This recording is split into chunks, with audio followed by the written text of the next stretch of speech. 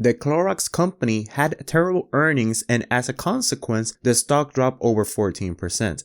On the year to date, they are down 18.35% at the time of recording. Within the earnings, what made the stock drop so much? Let's take a look at the earnings report. Net sales declined 8%, gross margin decreased 33%, diluted EPS declined 72%, adjusted EPS declined 67%, and year-to-date net cash declined 65%. There's something in common that all these decline have, and it's that they're being compared to the year-ago quarter. Now, the year-ago quarter had a 27% organic sales increase, but they identified that the increase could be solely caused by pandemic and behavioral shift. We know that when lockdown started, disinfectant products were highly needed worldwide, causing a very high demand that a lot of places sold out. As time passed, we learned more about the virus, and also vaccines rollout were implemented.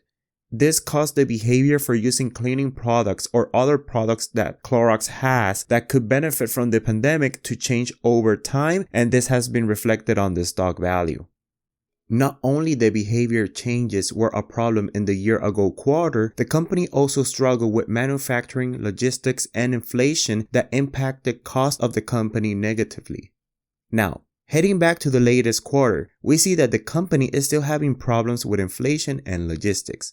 The CEO is aware of the situation and is increasing costs of their products to mitigate inflation headwinds, and also continuing to expand the demand of the products they sell.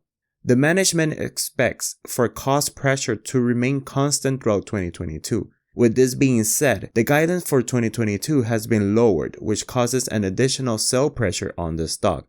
Clorox has been going through a slight rough path before and after the pandemic.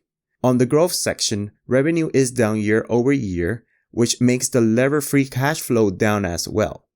This creates a higher payout ratio for the dividend, which is sitting at 103%. On their profitability, even having an okay gross profit margin and return on equity, the net income margin and return on assets seem fairly low. Heading to the dividend section, again, the payout ratio is not covered by earnings, the 5-year compounded is fairly okay, and the forward yield looks okay as well for a company of this magnitude.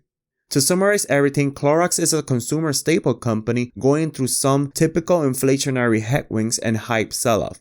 Even though it is a slow-growing company, it has stabilized throughout several economic situations, and I strongly believe the management will have the right tools to overcome this situation. Clorox is part of my portfolio, and I will continue to buy as long as it remains near or lower these valuations.